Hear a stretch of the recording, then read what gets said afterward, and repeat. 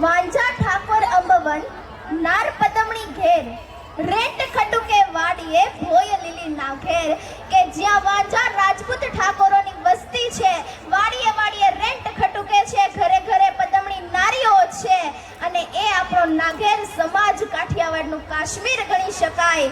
અને આ કાઠિયાવાડની ભૂમિથી પધારેલા આપ સૌને આ ઝલક બાળધાના જય સ્વામિનારાયણ સહ શત શત વંદન। મારે આજે વાત કરવી છે આપણા ગુજરાતની, આપણે જેને માણીએ છીએ ને જેના થકી સર્વોત્તમ સુસંસ્કૃત અને સમૃદ્ધ જીવન જીવીએ એવી નિરાત અમીરાત અને જવેરાત ખાણ પ્રાપ્તિની ભૂમિ એટલે ગુજરાત છે।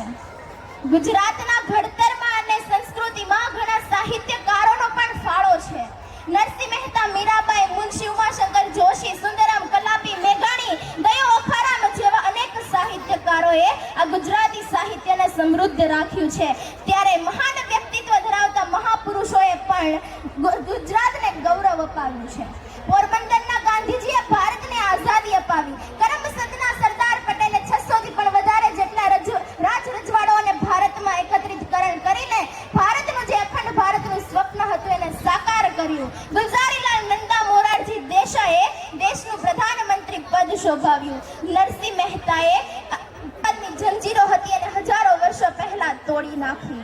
આ છે આપણા ગુજરાતીઓ। ત્યારે વિક્રમ સારાભાઈને યાદ કરીએ તો એ વૈજ્ઞાનિક બની ગયા, ધીરુભાઈ અંબાણીએ ભારતના નવદ્રષ્ટા બની ગયા અને જમશેદજી તાતાએ ભારતના ઉદ્યોગ જગતના પિતામહ બની ગયા। ત્યારે ગુજરાતીઓ વિશે કહેવું જરા પણ ખોટું નથી કે મોટો ડગલો મૂછો વાકડી, મોટો ડગલો મૂછો વાકડી, શિરે પાઘડી રાતી, બોલ બોલ તો તોડી તોડીએ છેલ છબીલો ગુજરાતી। તન છોટું પણ મન મોટું છે ખમીરવંતી જાતિ, તન છોટું પણ મન મોટું છે ખમીરવંતી જાતિ, ભલે લાગતો ભલો ભોળો એ છેલ છબીલો ગુજરાતી, ભલે લાગતો ભલો ભોળો એ છેલ છબીલો ગુજરાતી। ગુજરાતીની પ્રજા વીર ધીર જ્ઞાની છે અને તેથી જ મને ગુજરાતી હોવાનું ગર્વ અનુભવાય છે। અને એમાં પણ ગુજરાતીઓની કલા કેટલી!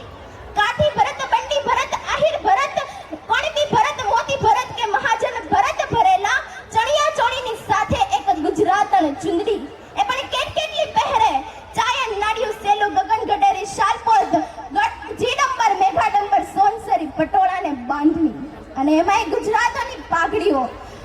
અમદાવાદી, વડોદરાની મામાશાહી, જામનગરની જામશાહી, ખંભાતી, સુરતી કે મોરબીની જરો તરીકે હાલાકી પાઘડી, બારડોલી પાતળિયાની બરડાની ખુપાવાળી અને ભરવાડની ભોજ પર એ લોકોની પાઘડીઓ છે।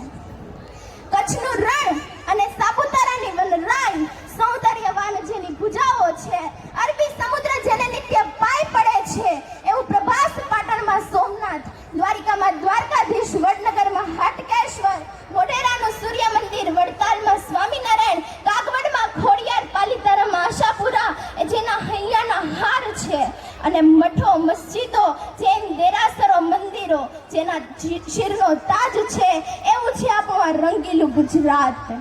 ગુજરાતની વાત કરતી હોય ત્યારે હું આપણો નાઘેર પટેલ સમાજ અને કાઠિયાવાડને કઈ રીતે ભૂલી શકું?